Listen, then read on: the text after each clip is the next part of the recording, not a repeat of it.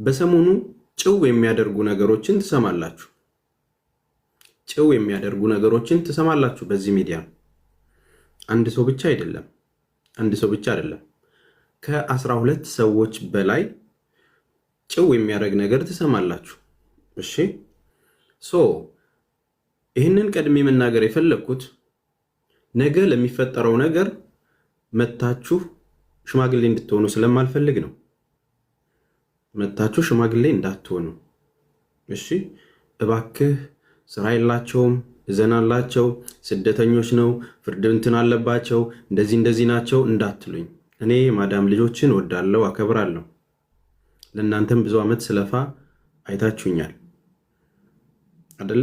ሰሞኑን በተነሳው ጉዳይ ደግሞ እያንዳንዱ ማን ከምን ጀርባ ምን እያደረገ ነው የሚለውን እግር በእግር ተከታትዬ እንደምታውቁት በማስረጃና በመረጃ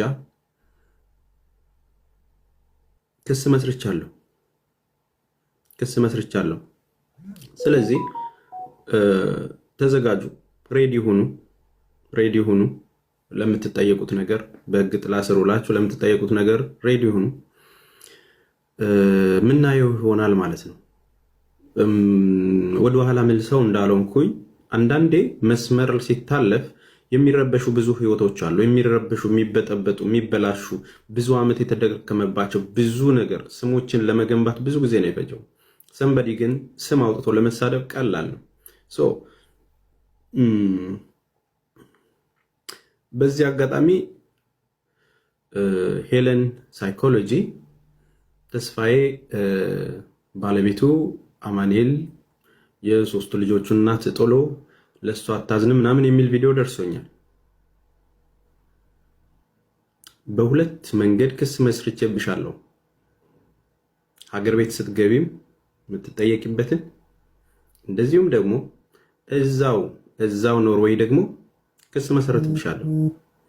ይህንን ማደርገው ከየት እንዳመጣሽው ለምን እንደዚህ እንዳልሽ በሚዲያ ማስረጃ ስላለኝ በዚህ አጋጣሚ ማጠራላችሁ ነገር እኔ እንደሚታወቀው አንድ ልጅ ነው ያለኝ።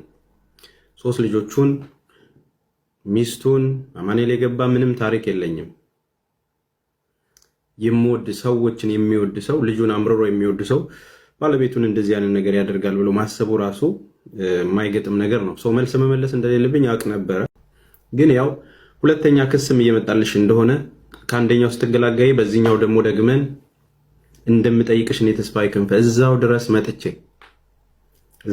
መጥቼ እንደምጠይቅሽ ላረጋግጥልሽ ወዳለሁ። አድርሱላት። አመሰግናለሁ። ከዛ በተጓዳኝ ደግሞ ሌሎች 11ዶቻችሁ እነማን እንደሆናችሁ የክስ ጥሪው ሲደርሳችሁ እናንተ በይፋ ትናገራላችሁ።